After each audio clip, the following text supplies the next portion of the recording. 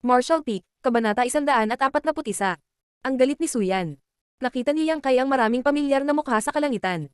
Suyan, Exi Hongchen, at Lan Chuday ay kabilang sa kanila. Karamihan sa iba ay mukhang pamilyar. Ang mga taong ito ay pawang mga disipulo ng High Heaven Pavilion. Ang mga tao ng Stormhouse ng Blood Group ay nagtatago sa di kalayuan. Itinuturo nila ang larangan ng digmaan, nagsasaya sa kasawian ng ibang tao. Sa mga disipulo ng High Heaven Pavilion, si Suyan ang pinakamalakas. Saan man dumaan ang banal na puting figure, babagsak ang snow. Gayunpaman, kahit si Suyan ay hindi maaaring magdulot ng anumang epektibong pinsala sa halimaw na hugis pagong. Sinubukan niya ang kanyang makakaya, ngunit magagamit lamang ang kanyang malamig na Yuan Chi upang bahagyang pabagalin ang takbo ng halimaw na hayop, na mabawasan ang mga nasawi sa mga disipulo ng High Heaven Pavilion. Masyadong malakas ang depensa ng Monster Beast. Bagamat medyo mabagal ang bilis nito, ang shell ng pagong at makapal na balat nito ang pinakamahuhusay na defensive artifact. Ang mga Yuan Chi cultivator na ito ay hindi man lang masira ang depensa nito. Sa bukid, maraming bangkay, na lahat ay pag-aari ng mga alagad ng High Heaven Pavilion. Talagang mga disipulo ng High Heaven Pavilion ang nag-provoke nito.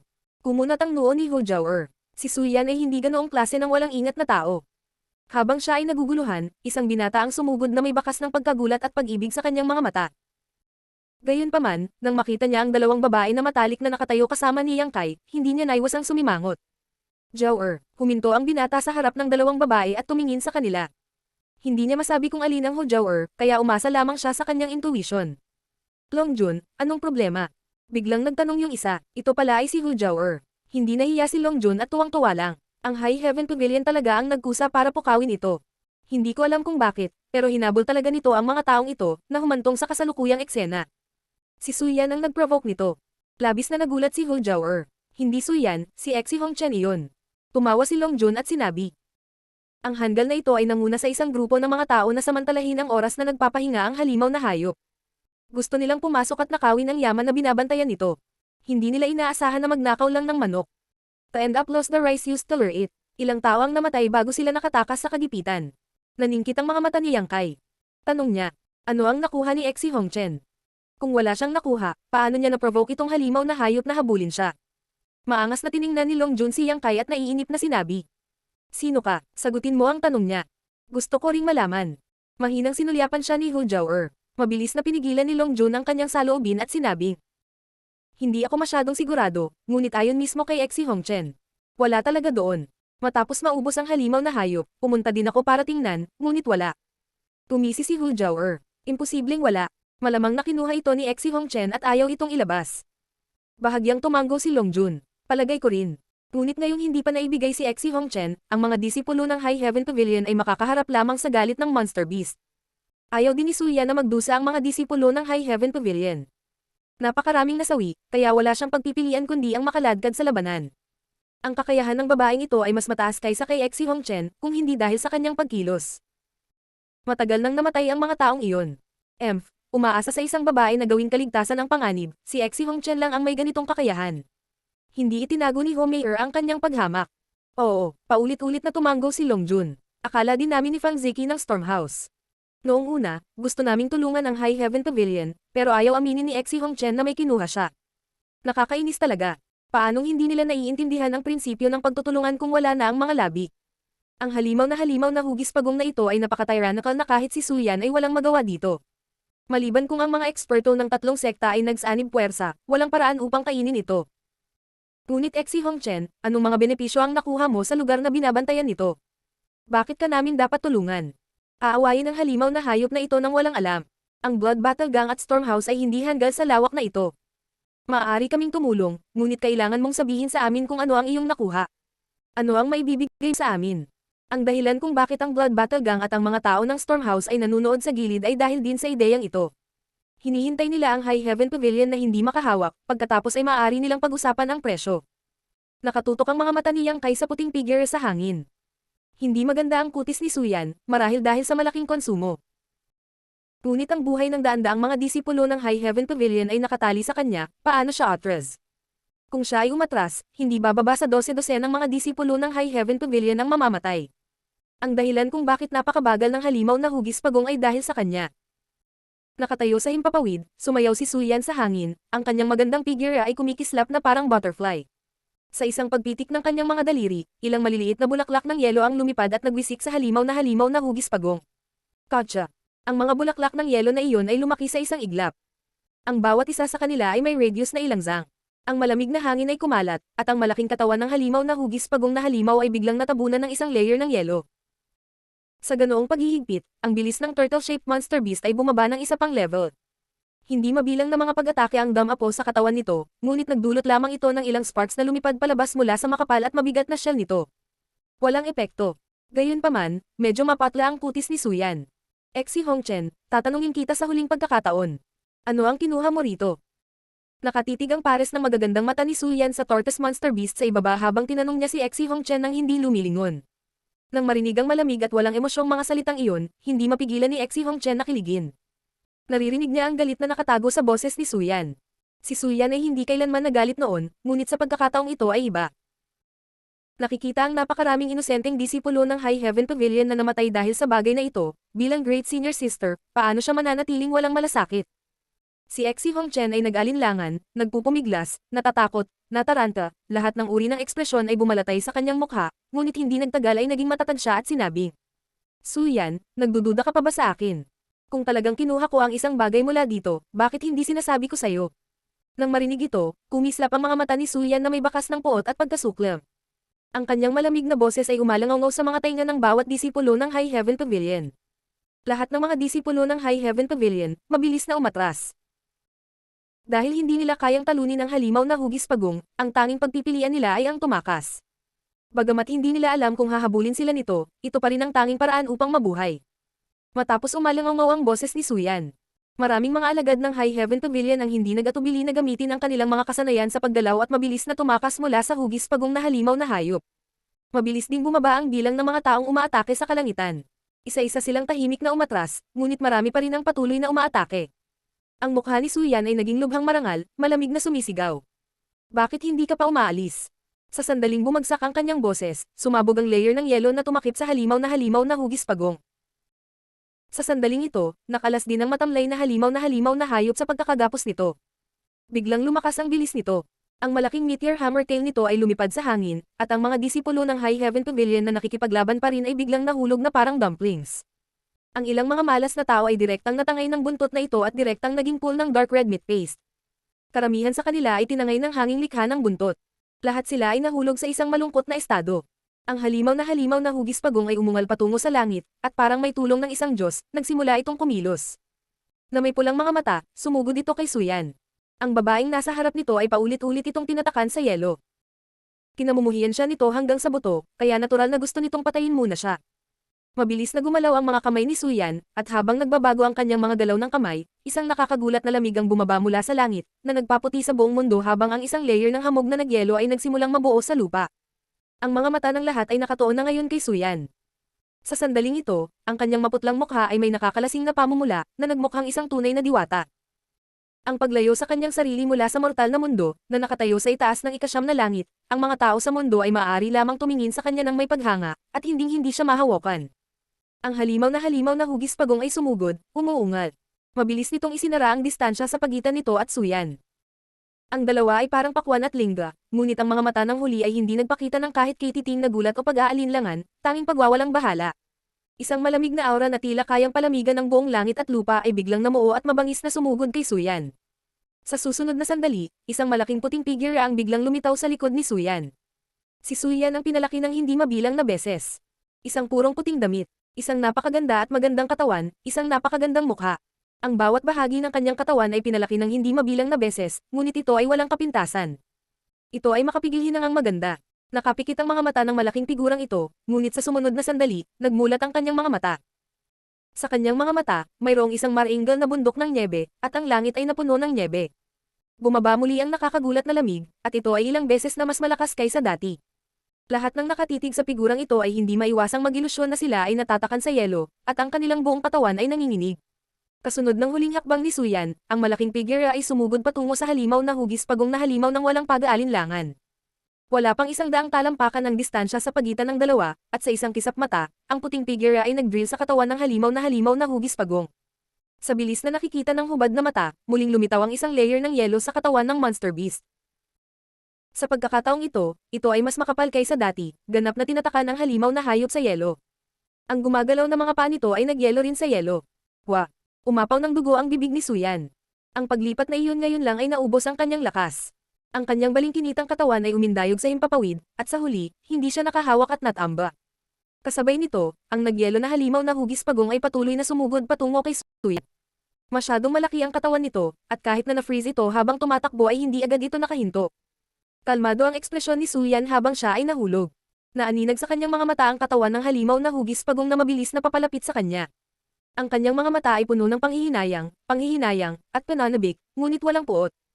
Mga sigaw ng alarma. Sa sandaling ito lamang nakabawi ang lahat mula sa pagkabigla. Ngunit ngayon, ang taong itinuturing na Diyosa ng lahat ay malapit ng mamatay. Sa gitna ng mga sigaw ng alarma, isang figure na hindi maituturing na malakas ang mabilis na lumapit kay Suyan. Isang mahinang apoy ang lumitaw sa ilalim ng kanyang mga paa, na humihila ng mahinang pulang ilaw habang siya ay tumatakbo. Kaagad, ang figurang ito ay nabalot ng pulang ilaw, na parabang naging isang nagninangas na bowl ang apoy. Ang kanyang bilis, na hindi mabagal sa simula, ay tumaas ng isa pang antas. Lumipad siya sa lugar kung saan malapit nang mahulog si Suyan.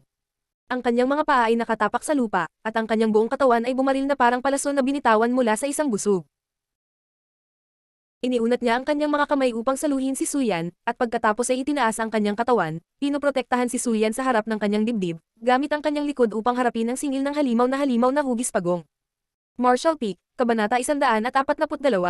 Ito ba ay tiyak na kamatayan? Tila nanigas ang oras sa sandaling ito. Ang daan-daang tao ay hindi pa nakakabawi mula sa pagkagulat at pagkalito sa kanilang mga mata nang lumabas sa kanilang mga bibig ang sigaw ng pagkagulat. Ang pulang ilaw na iniwan ng figure ay hindi nawala. Kasunod ng trajectory ng pulang ilaw, kitang-kita nila kung saan sumugod ang figure at kung saan siya tumalon upang saluhin ang nahuhulog na katawan ni Suyan. Ang malaking turtle-shaped monster beast ay sumusugod sa bilis ng kidlat. Wala pang isang talampakan sa harap ng halimaw na hugis pagong, isang lalaki at isang babae ang mahigpit na nagyakapan. Kung titingnan ng dalawang figurang ito, para bang may nakikitang uri ng determinasyon na mabuhay at mamatay ng magkasama ng walang pag-aalinlangan. Sa sandaling ito, nagtama ang mga mata ni Yang Kai at Suyan. Bakas ang pagkagulat sa magagandang mata ng huli, habang ang mga mata ng una ay bakas lamang ng awa at lungkot. Ang ganitong uri ng tingin ay nagpang-inag sa puso ni Suyan. Wala pang tumitingin sa kanya ng ganyang mga mata. Nang tumingin ang mga matatanda sa kanya, nakaramdam lamang sila ng kasiyahan at pagsang-ayon. Kapag ang mga kasamahan ay tumingin sa kanya, tanging pagmamahal at paggalang ang kanilang naramdaman. Nang tingnan siya ng nakababatang henerasyon, tanging paghanga at pagsamba ang kanilang naramdaman. Marahil ay may mga taong tumingin sa kanya na may selos at inggit. Ngunit ang ganitong uri ng awa at kalungkutan ay ang unang pagkakataon na nakita ni Suyan sa kanyang buhay. Siya ay isang mapagmataas na anak na babae ng langit, walang sino man ang kwalipikadong tumingin sa kanya ng ganito. Naawa ba siya sa kanya? Ano ang ikinalungkot niya? Ang mahinang sakit na ito ay parang isang matalim na karayom, na tumutusok sa nagyelo na katawan at isipan ni Suyan, na naging sanhi ng pananakit ng kanyang puso. Sa sandaling ito, tila naiintindihan niya kung bakit siya malungkot. Ngunit, sobrang init. Napakainit ng katawan ng taong ito. Mula nang siya ay isilang, si Suyan ay hindi pa nakaranas ng ganoong kainit na pakiramdam, na parabang ang buong katawan niya ay matutunaw na. Pagkatapos linangin ng Iceheart Secret Art, ang kanyang katawan, isip, at emosyon ay lahat ay nagyelo. Sa mundo niya, malamig lang, wala nang iba. Ang lamig at init ay orihinal na magkasalungat. Dapat ay naiinis siya sa init ng katawan nito, kaya bakit nagkaroon siya ng kakaibang pakiramdam? Palibhas ay ganito ang hawak niya, matuyo man ang mga dagat at gumuho ang mga bato, bumagsak man ang langit at bumitak ang lupa, ayaw niyang gumalaw ni isang daliri. Hindi sinasadyang pinisil ni Suyan ang damit ni Yang Kai. Lumipas muli ang oras. Si Yang Kai. Si Hu Zhouer ay sumigaw sa alarma. Hindi man lang niya napansin kung kailan nagmamadaling lumabas si Yang. Ilang sandali lang ang nakalipas, nabigla rin siya sa nakakagulat na pagpapakita ng lakas ni Suyan. Sa oras na nag-react siya, walang bakas ng Yang sa tabi niya. Tinakpan ni Homeyer ang kanyang bibig gamit ang isang kamay, pinipigilan ang sigaw na iyon ng pagkagulat. Marahas na nanginginig ang kanyang mga mata habang nakatingin sa harap ng halimaw na hayop, natatakot na baka makakita siya ng eksenang ayaw niyang makita. Nililigawan si kamatayan. Malamig si Longjun. Sa susunod na sandali, ang nakapirming tortoise monster beast ay bumangga sa nakaarkong likod ni Yang. Bagamat ginawa ni Yang ang lahat ng kanyang makakaya upang iikot ang kanyang katawan at gumawa ng ilang umiiwas na paggalaw nang tumalon siya, ang kanyang kasalukuyang lakas ay masyadong mababa, kaya hindi siya makakalipad. Higit pa rito, ginamit niya ang sarili niyang momentum upang kontrahin ang pagbagsak ng momentum ni Suyan, na naging sanhi ng halos pagyelo sa hangin ng dalawang tao sa ilang sandali. Kaya hindi maiiwasan ang banggaan na ito. Nang ang turtle-shaped monster beast ay nakipag-ugnayan kay Yang Kai, ang kanyang archback ay umusad pa sulong. Sinasamantala ang maliit na buffer time na ito, pinaliit niya ang pinsalang natamo niya. Pang! Sina Yang Kai at Suyan ay pinalipad na parang mga kanyon. Lumipad sila ng ilang 10 metro bago dahan-daang bumagsak sa lupa. Nagyakapan ng dalawa at gamulong na parang lang. Nagpagulong-gulong sila ng ilang 10 metro bago unti-unting nawala ang impact sa kanilang katawan. Sa wakas ay huminto, ang katawan ni Yang Kai ay nabugbog at napagod, ang kanyang mukha ay kasing putla ng isang papel, habang si Suyan, na nasa ilalim ng kanyang katawan, ay ganap na hindi nasaktan. Puro puting damit lang ang medyo madumi, gulo-gulo ang buhok. Dumura ng isang subo ng dugo, tila nawala ng lakas si Yang Kai. Bumagsak ang kanyang ulo sa dibdib ni Suyan. Nanginginig ang magagandang mata ni Suyan. Ang kanyang puso, na bihirang mapuno ng mga alon, ay hindi naman natiling kalmado sa sandaling ito.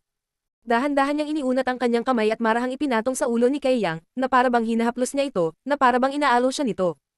Ngayon lang, pinrotektahan siya ni Yang Kai gamit ang sarili niyang katawan. Halos lahat ng natitirang puwersa mula sa banggaan ay na-neutralize ng kanyang katawan lamang. Ang katawan ni Suyan ay hindi pa tumama sa lupa. Chi! Ang nakapirming halimaw na hugis pagong ay nagpakawala ng nakakamanhid na mga ngipin habang nag-aararo ito ng malalim na kanal sa lupa. Dumulas ito ng ilang 10 metro bago unti-unting huminto, hindi kalayuan sa Yang Kai at Suyan. Natahimik ang mundo. Napabuntong hininga ang lahat habang nakatitig sa lalaki at babae na bumagsak sa lupa at mahigpit na magkayakap. Kung sa ibang pagkakataon, ang ganitong bagay ay pumukaw sa galit ng hindi mabilang na mga tao. Walang sino man ang maaaring samantalahin si Suyan ng ganito. Bawat pulgada ng kanyang balat ay sagrado at marangal. Ang mundo ay maaari lamang tumangala dito, nakikita lamang ito mula sa malayo at hindi nilalapastangan. Ngunit sa sandaling ito, hindi lang may lalaking nakahiga sa ibabaw niya, ibinaon pa niya ang kanyang ulo sa dibdib ni Suyan, naamoy ang halimuyak nito at naramdaman ang lambot nito. Gayunpaman, walang naramdaman na may mali dito. Sa isang patay na tao, maaari ka bang magalit? Sa isang patay na tao, ano ang dapat ikagalit? Itinaya niya ang kanyang buhay upang iligtas si Suyan, ito ay isang sandali ng biyaya na dapat niyang tamasahin bago siya mamatay. Nadama ng lahat na sa ilalim ng ganoong uri ng malupit na puwersa, walang alinlangang mamamatay si Yang Kai. Tanging ang mga mata lamang ni Exi Hongchen ang namula nang makita niya ang eksenang ito. Sa huling pagkakataon na nakita niyang nilalaro ni Yang Kai ang jade white na kamay ni Suyan, naging dahilan na ito ng pagkabaliw niya sa selos. Parang bangungot na hindi niya maalis-alis, at sa tuwing naiisip niya iyon ay parang may pinipisil na kutsilyo sa kanyang puso. Ngunit sa pagkakataong ito, ang taong ito ay mas sobra-sobra, talagang gumagawa ng ganoong bagay sa harap ng napakaraming tao, paano niya ito matitiis? Ang sama ng loob at galit ni Exi Hongchen ay sumambulat na parang baha, halos nawalan siya ng dahilan. Nakatitig kay Yang Kai, isang makapal na hangarin sa pagpatay ang kumalat ng walang prinsipyo.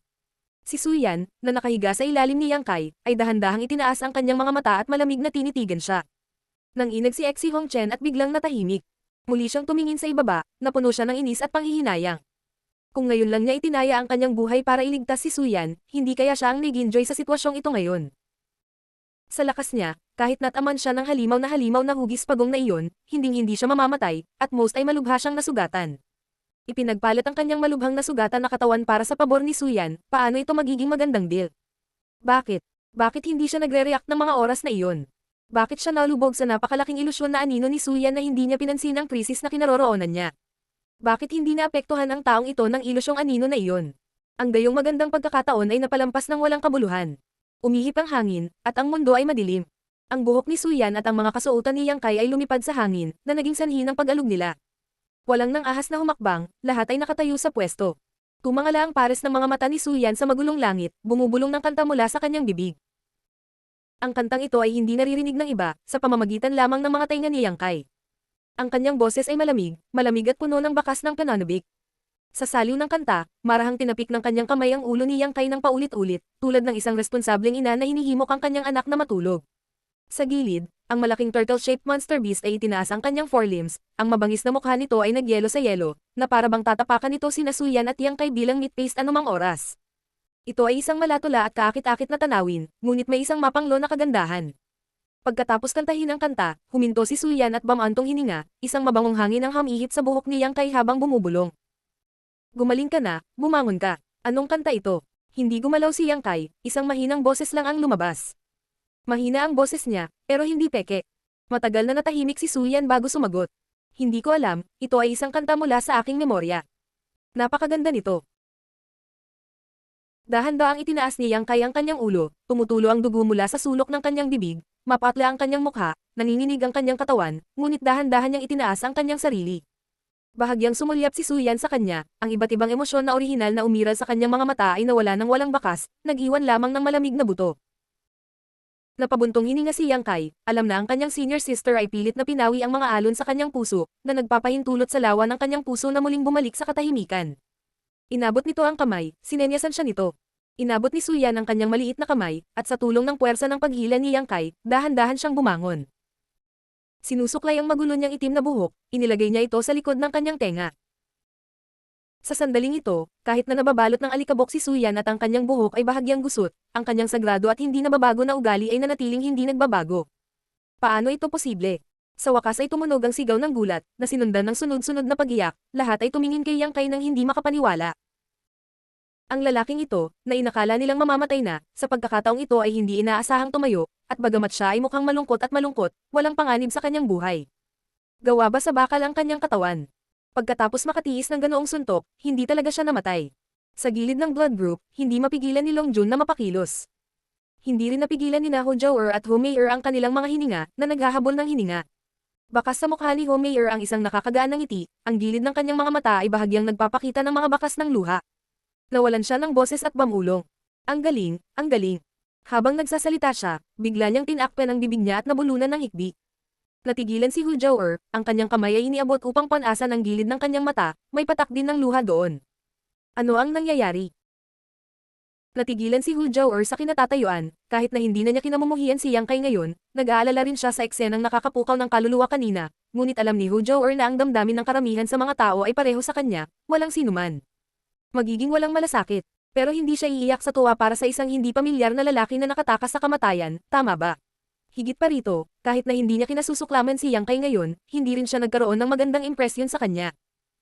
Sa pagsulyap sa kanyang kapatid, halos malinaw na naramdaman ni Hu Jiaoer na ang kanyang puso ay naibsan ng isang malaking pasanin at nakaka-relax pagkatapos ng matinding tensyon. Ang ganitong uri ng pakiramdam ay malalim na naramdaman na para bang ito ay sa kanya. Kaya naging ganito. Ang mga mata ni Hu Jiaoer ay kumislap ng bakas ng kaganhawahan, ngunit bakas din ng pagkalito.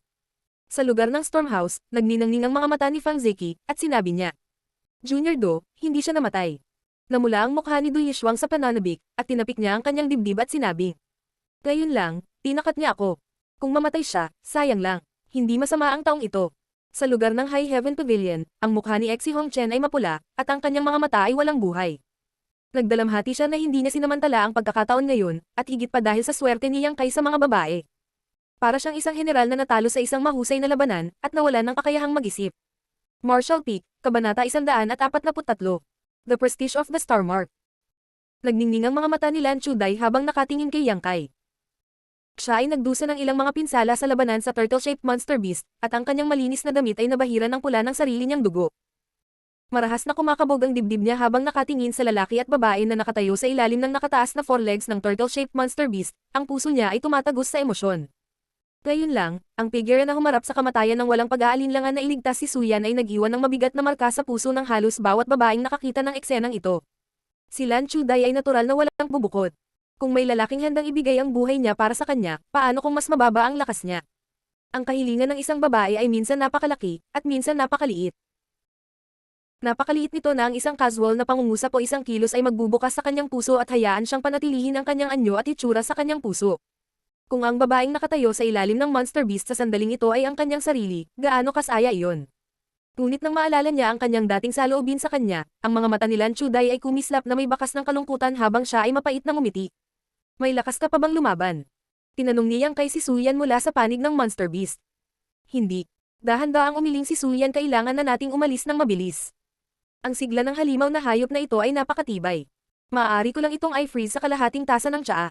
Kung hindi tayo aalis ngayon, huli na ang lahat. Saan mo gustong pumunta? Napangiti si Yang Kai. Dati, hinahabol nito si Exi Hongchen, pero ngayon natatakot akong habulin ka nito. Maliban kung aalis ka sa lugar na ito, hindi ka makakatakas. Kung gayon ay aalis na ako. Hindi ko kayang hayaang magdusa ang lahat ng alagad ng High Heaven Pavilion dahil sa akin. Hindi mo kasalanan. Bakit gusto mong managot? Sumimangot si Yang Kai at sinabi sa medyo mabangis na tono. Ikaw ay isang senior sister. Masyadong nakakapagod. Napatingin si Suyan kay Yang Kai nang may pagtataka. Pinagagalitan ba niya ako? Ang lakas ng loob niyang pagsabihan ako. Kahit na ang mga elder sa sekta ay hindi ako pinagalitan. Gayunpaman, si Suyan ay hindi ni Katiting na inis, ni wala siyang naisip na pabulaanan. Tingnan mo ang kasalukuyang kalagayan ng mga disipulo ng High Heaven Pavilion. Tumingon si Yang Kai at nakita ang marami sa mga disipulo ng High Heaven Pavilion na humihingal. Karamihan sa kanila ay nakaupo na nakakrossleg sa lupa, sinasamantala ang oras para makabawi. Kahit umalis ka, masisiguro mo bang pakakawalan sila ng Monster Beast? Kung wala ka, mas mabilis silang mamamatay. Kung gayon, ano ang iminumungkahi mo? Tanong ni Suyan. Patayin mo. Tumisi si Yang Kai, ngunit ang ngiting ito ay nagpalala lamang sa kanyang panloob na mga pinsala, na naging sanhi ng pagtulo ng malamig na pawis mula sa kanyang noo. Patayin mo. Natigilan si Suyan, hindi niya inaasahan na ganoon kalaki ang gana ni Kaiyang. Sa harap ng gayong demonyong halimaw, ang makatakas ng may buhay ay hindi na masama. Paano ito mapapatay ng isang tao? Habang nag-uusap ang dalawa, biglang nag-ingay ang yelong nakapalibot sa demonic beast. Nagbago ang ekspresyon ni Suyan. Bakit ang bilis? Suyan, ikaw. Kahit anong mangyari, kailangan nating subukan. Kung hindi natin ito mapatay, hindi pa huli ang lahat para tumakbo tayo. Gotcha. Palakas ng palakas ang tunog ng pagkabasag ng yelo. Ang nagyelo na halimaw na hugis pagong ay dahan-daang ibinaling ang eskarlata nitong mga mata at tumingin sa ibaba. Sa mga mata nito, sina Yang Kai at Suyan ay kasing liit ng mga langgam.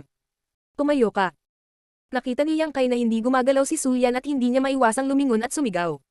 Nang inag ang katawan ni Suyan, at nang walang anumang dahilan, masunurin siyang umatras at mabilis na umatras. Kasabay nito, umatras din ang mga nasugatang alagad ng High Heaven Pavilion. Tumayo si Yang Kai sa harap ng halimaw na hugis pagong. Bakas sa mata ng lahat ang bahagyang payat niyang katawan, ngunit para siyang higanti na ang ulo ay nasa langit at ang kanyang mga paa ay nasa lupa. Tumayo siya roon, hinaharangan ang kamahalan ng halimaw na hayop, hinaharangan ang malaking katawan nito, at hinaharangan ang hangin at ulan. Dahan-daang gumalaw ang kanang kamay niya.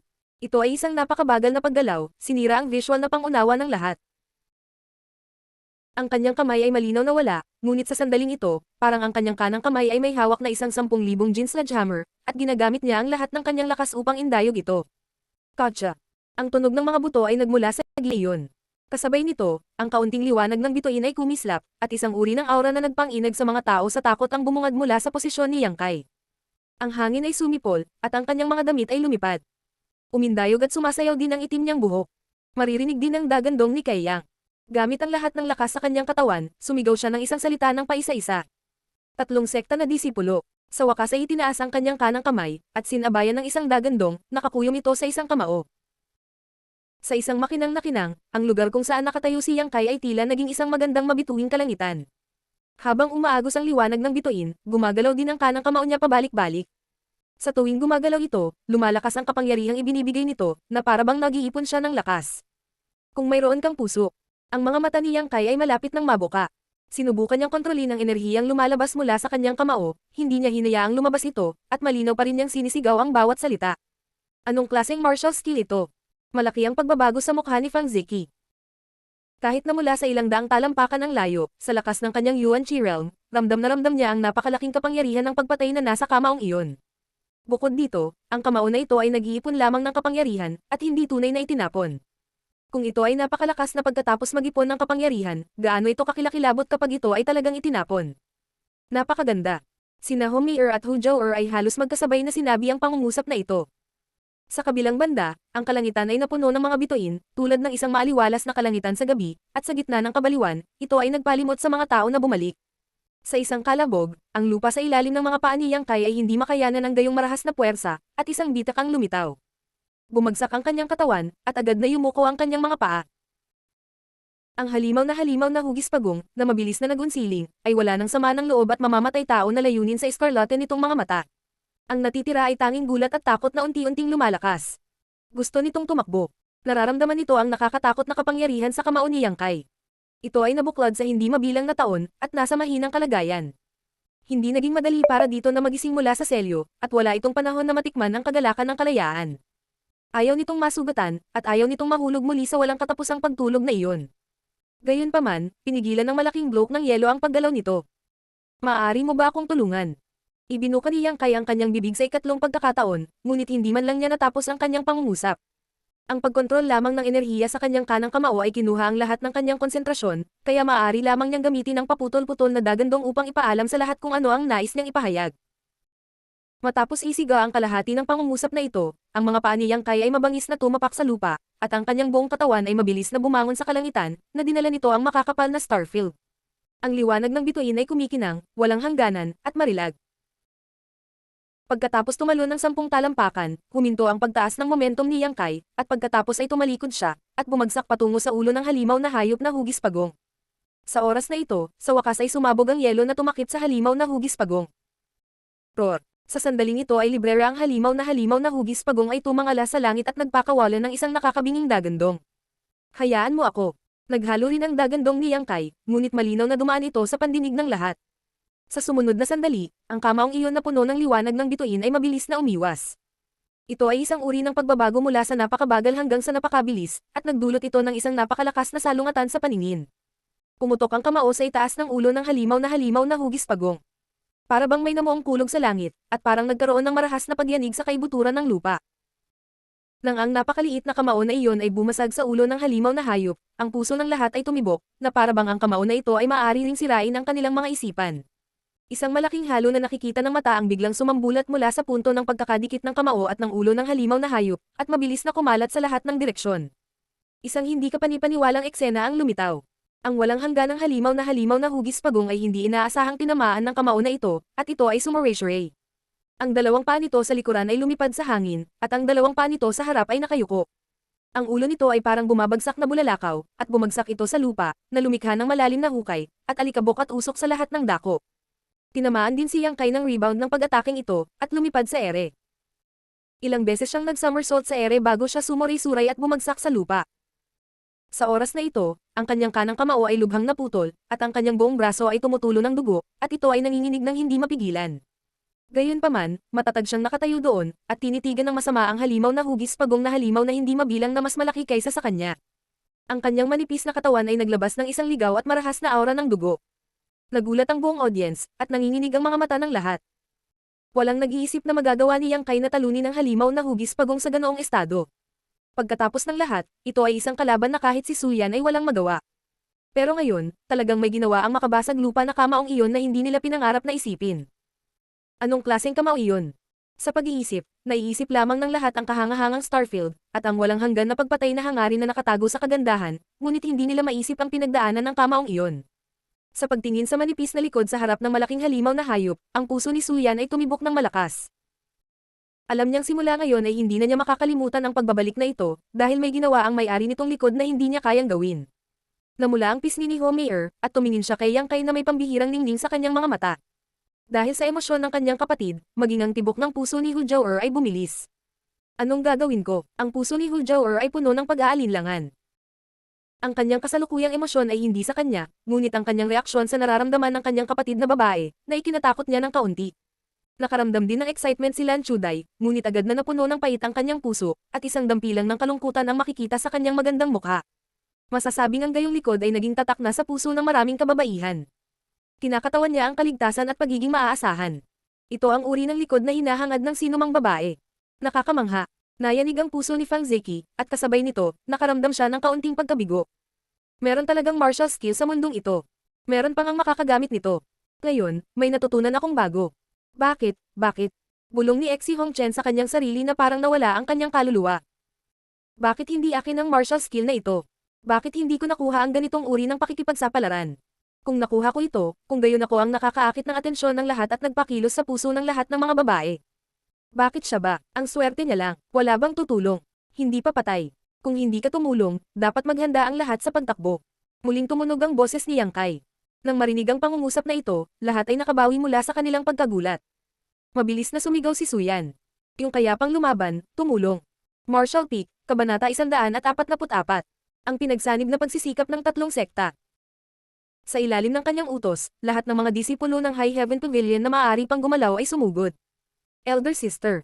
Tumingon si Homer at tumingin kay Hu Jiaoer. Jiaoer, huwag na tayong makisali sa gulo na ito. Sino ang nakakaalam na ang halimaw na hayop ay hindi makakalaban?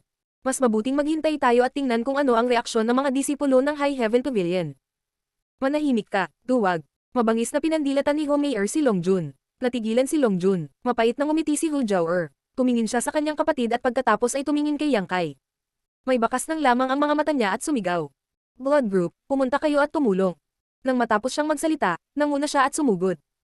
Sa gilid ng stormhouse, si Du Yishuang ay tumingin kay Fang Ziki na kinakabahan at bamulong. Iniligtas niya ang buhay ko. Pinisil ni Fang Ziki ang kanyang ilong at sinabing, kung sasabihin kong uupo tayo sa bundok at panoorin ang laban ng mga tigre. Habang buhay kitang hahamakin at hahamakin ka. Walang takot na tiningnan ni Du Yishuang ang kanyang brother. Sai. Walang magawang sabi ni Fang Ziki. Kung sasabihin mo, ano ang magagawa ko? Pagkatapos ay tumawa siya at sinabi. Ngayon, nakakita ako ng isang matapang na bayani. Paano ako, Fang Ziki, mahuhuli? Ang mga disipulo ng Stormhouse ay nakikinig sa aking utos at sumusunod sa akin upang pumatay. Ipaalam sa kanila na ang mga tao ng Stormhouse ay tunay na lalaki. Ha? Sabay-sabay na umungal ang mga lalaking disipulo ng Stormhouse. Brother Fang, paano tayo? Paano naman tayong mga babaeng disipulo? Walang tigil na tanong ni Du Yishuang. Tumayo ka at manood ng masunurin. Kayong mga babae kailangan lang marunong mag-alaga ng asawa at mga anak. Bakit ba masyado kayong nagmamalasakit? Pagkatapos niyang magsalita, pinamunuan niya ang isang grupo ng mga tao at sumugod patungo sa halimaw na hayop. Kumunat ang ilong ni Du Yishuang at sinabi. Alam kong mas pipiliin mo ang mga lalaki kaysa sa mga babae. Hindi ako mas masama kaysa sa iyo. Pagkatapos ay sumugod din siya. Pagkaraan ng napakaraming araw, mayroon na lamang 700 hanggang 800 na mga disipulo ang natitira mula sa tatlong sekta. Ang ilan sa kanila ay namatay na sa Heaven's Cave Inheritance. Gayunpaman, mula sa 780 disipulong ito, humigit kumulang 80% sa kanila ang umarangkada. Ang natitirang 20% ay nasugatan o masyadong mahina para lumaban. Umakyat man sila, wala silang magagawa. Ang mga sigaw ay yumanig sa langit. Ang mga alagad ng tatlong sekta, tatlong puwersa, tatlong direksyon, ngunit isang target lamang. Iyon ay ang halimaw na hugis pagong na nakahandusay sa lupa. Ang suntok ni Yang Kai ay tila nasugatan ito ng husto. Hindi man ito binawian ng buhay ay tila hindi ito makagalaw saglit. Ang mga disipulo ng High Heaven Pavilion ang unang nagmamadaling umakyat, bawat isa sa kanila ay may dugong mga mata, na nagpapakita ng kanilang pinakamahusay na martial skills, mabangis na umaatake sa turtle-shaped monster beast, nagpapadala ng mga spark na lumilipad kung saan-saan. Ang Blood Group ay sumunod na malapit sa likuran, na sinundan ng Stormhouse. Sa mga taong ito, iilan lamang ang nakarating sa Yuan Chirel. Sa kanila, wala nang lakas si Suyan para lumaban, at si Exi Hongchen ay tulala pa rin sa himpapawid. Tanging si Fang Ziki, Long Jun, at Hu Zhou ang naiwan. Bukod dito, lahat sila ay mga cultivator sa una o ikalawang antas ng Yuan Chirel. Sa ganoong lakas, magiging mahirap na magdulot ng anumang epektibong pinsala sa halimaw na hugis pagong, na sikat sa depensa nito. Matapos gamitin ang kanilang martial skills, naubos ang Yuan Chi, ngunit wala itong epekto. Gayunpaman, ang mga disipulo ng tatlong sekta ay hindi umiwas at nagpatuloy sa pagpapakawalan ng kanilang mga hakbang sa pagpatay. Ang lugar kung saan matatagpuan ang halimaw na hugis pagong ay napuno ng walang katapusang mga tunog ng kalansing. Tumayo si Yang Kai at tumawa. Pakiramdam niya ay hindi niya sinayang ang star mark na matagal niyang naipon. Sapat na iyon para pukawin ang kanilang fighting spirit. Titig na titig si Suyan sa eksenang halos matatawag na isang himala. Ang mga disipulo ng tatlong sekta ay palaging nag-aaway, lalo na pagkatapos na makapasok sa Heaven's Cave Inheritance. Ang bukas at patagang labanan ay naging mas at mas malinaw. Hindi siya mahilig makipag-away, kaya nitong mga araw na ito ay nag-iisa siyang umaarte. Kung hindi, sa kanyang katayuan at prestihiyo, hanggat ikinakaway niya ang kanyang kamay, lahat ng mga disipulo ng High Heaven Pavilion ay magtitipon sa paligid niya. Sa pagkakataong ito, nagdulot ng malaking gulo si Exi Hongchen, kaya wala siyang pagpipilian kundi kumilos. Naisip niya na sa pagkakataong ito ang High Heaven Pavilion ay mapapahamak, ngunit hindi niya inaasahan na magbabalik ang mga bagay. At itong turning point na dinala ng lalaking nasa harapan niya. Walang sino man ang nakagawa sa mga alagad ng tatlong sekta na makipagtulungan sa lawak na ito. Sa mata ng lahat, walang away, walang pakana, at isa lang ang naisip, na patayin ang halimaw na hugis pagong. Ito mismo ay isang himala. Sa pagtingin sa kanyang nanginginig na kanang braso na tumutulo pa rin ng dugo, mahinang kumirat ang puso ni Suyan. Gusto niyang sumulong at tulungan itong gumaling, ngunit pinigilan niya ang sarili. Dahil sa sandaling ito, ang lalaking ito ay kumakatawan sa dugong bakal. Kung pasulong siya, makaramdam siya ng lamang. Sa oras na ito, hindi na niya kailangang hawakan ng lamang. Habang naantig ang kanyang puso, nakita ni Suyan ang maliit na batang babae mula sa blood group na tinatawag na Homeyer na sumugod sa tabi ni Yang Kai. Pagkatapos, na may nag-aalalang mukha, nagtanong siya ng ilang mga katanungan tungkol sa kanyang pinsala. Kaagad, kumuha siya ng gamot sa kanyang dibdib, pinunit ang isang piraso ng kanyang damit, at binalutan ang kanyang sugat. Ang magagandang mata ni Suyan ay kumislap, at pagkatapos ay dahan-dahan niyang inalis ang kanyang tingin. Sa larangan ng digmaan, marahil ang mga pag-atake ng mga alagad ng tatlong sekta ay nagising sa halimaw na hugis pagong. Ang orihinal nitong gulong isipan ay dahan-daang naging malinaw, at ang malaking katawan nito ay nagpakita ng mga senyales ng paggalaw. Nagsimula nang gumalaw ang makapal at mabibigat na mga paa nito.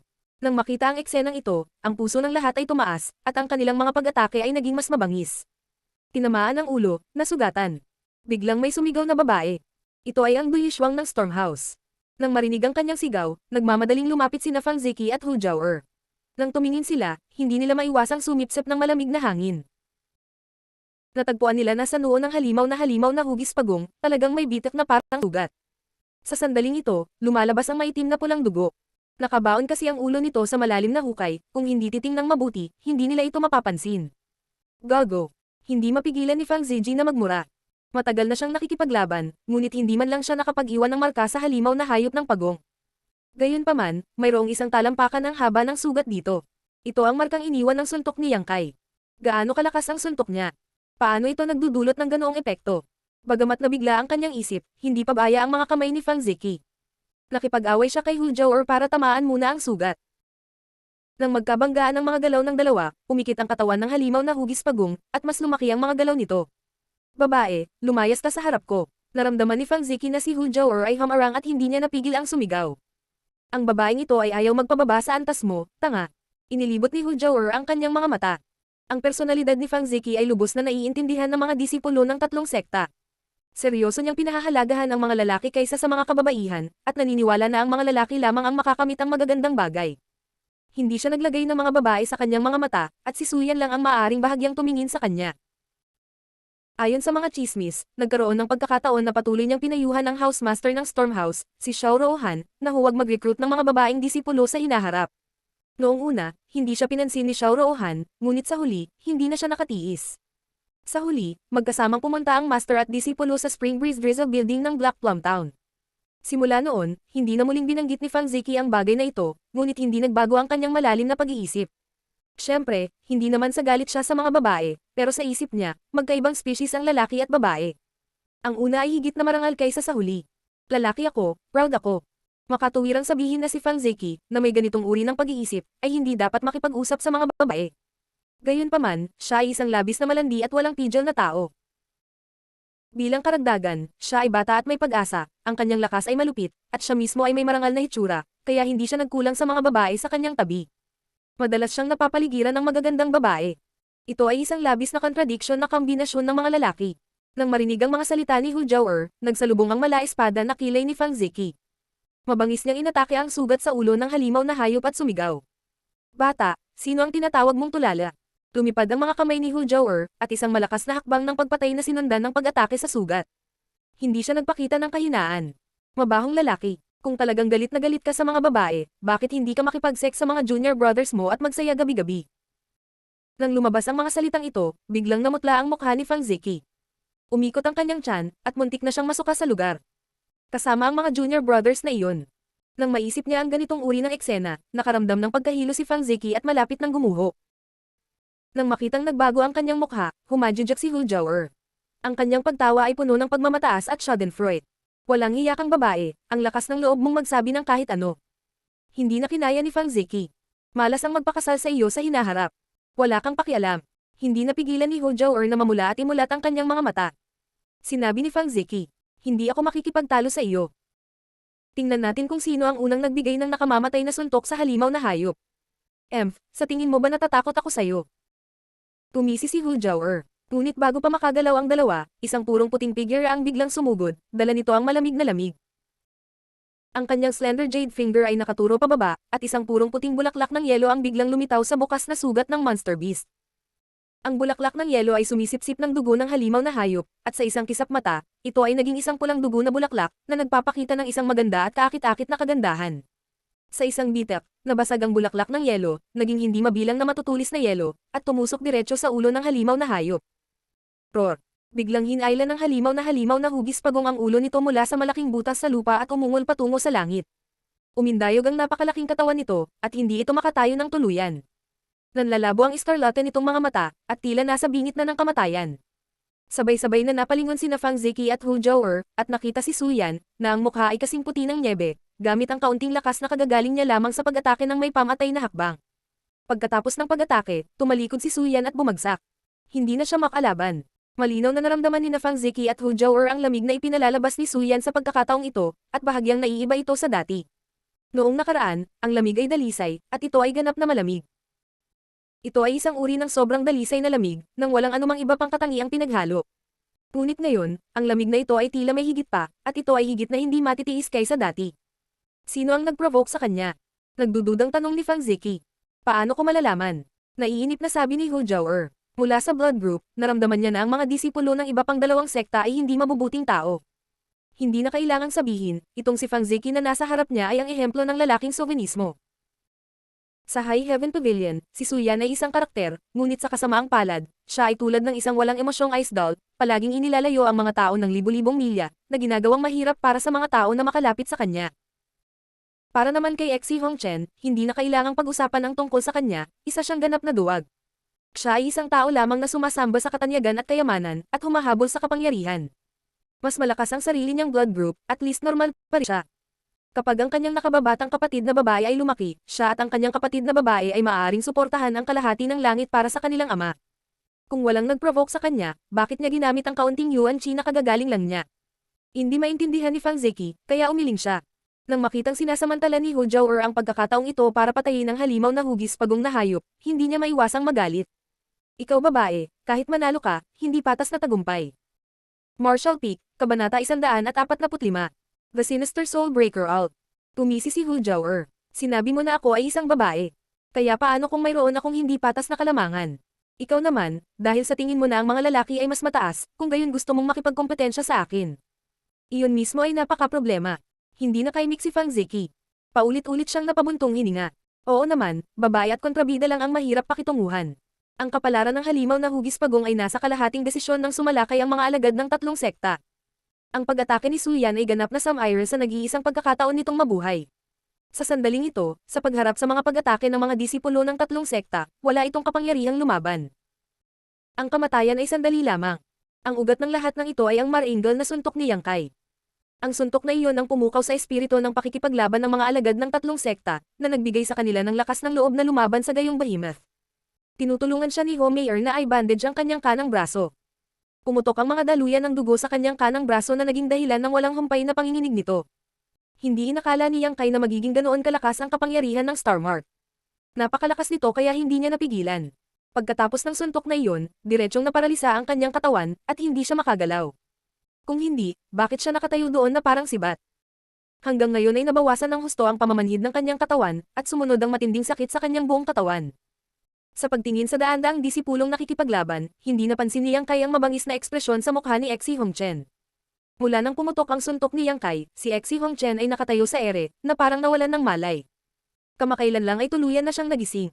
Alam niya na tiyak na nakakuha si Kai Yang ng ilang uri ng hindi kapanipaniwalang hindi inaasahang pagkikita sa Heaven's Cave inheritance na ito, kung hindi, sa kanyang lakas, hindi siya makakaligtas. Kung hindi, hindi siya makakapag-burst out sa ganoong suntok. Isang suntok iyon na naging dahilan upang ang Peak Sixth Order Monster Beast ay magdusa ng matinding pinsala. Hindi niya maaaring hayaan siyang magpatuloy sa paglaki. Kung magpapatuloy siya sa paglaki, hindi lang niya makukuha si Suyan, kundi nasa panganib siya. Sa pag-iisip nito, kumislap ang mga mata ni Exi Hongchen na may bakas ng kalupitan. Napatingin siya sa taong nasa ibaba. Ang taong ito ay si Nieyong. Tulad ni Lan Chuday, nasugatan siya sa labanan ngayon lang. Sa sandaling ito, siya ay nagpapagaling hindi malayo sa likod ni Yang Kai. Magkahalong damdamin si Nieyong. Hindi niya alam kung ano ang mararamdaman. Nakasama niya si Yang Kai sa loob ng ilang araw, at palaging hindi mabait sa kanya. Pinahirapan niya siya sa lahat ng dako, at pinangunahan pa niya ang mga tao na tugisin siya. Ngunit sa oras na iyon, hindi nila mahanap ang pinagtatagwan ni Yang Kai, kaya hindi naayos ang usapin. Gayunpaman, ang pag-iral ni Yang Kai ay nagparamdam pa rin sa kanya na parang may buto ng isda na nakabara sa kanyang lalamunan at may tinak sa kanyang likod.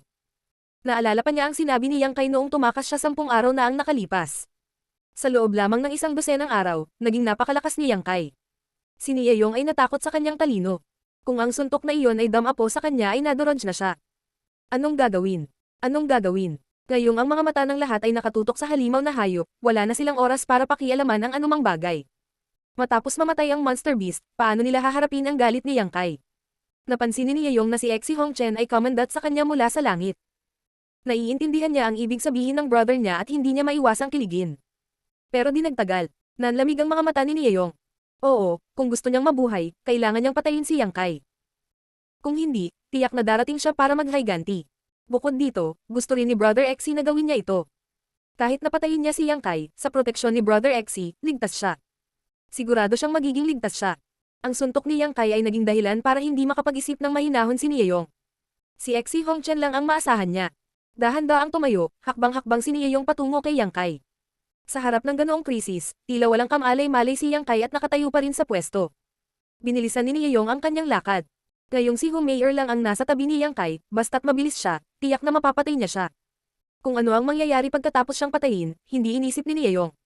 Sa sandaling ito, ang atensyon ng lahat ay nasa halimaw na hugis pagong. Walang nakapansin sa mga galaw ni Nieyong maliban sa isang tao. Ang taong iyon ay si Lan Chuday. Dahil nailigtas ni Yang Kai si Suyan at nasugatan ng husto ang halimaw na hugis pagong, ang puso ni Lan Chuday ay napuno ng pait at inis. Hindi niya inaasahan na ang kanyang junior brother, na sumunod sa kanya ng masunurin 10 araw na nakalipas, ay makakapagpakita ng napakagandang aura. Kung alam lang sana niya ng mas maaga. Kung alam niya lang ng mas maaga. Ang ganitong pakiramdam ay parang maaari siyang magkaroon ng isang piraso ng jade, ngunit itinapon ito bilang isang bato.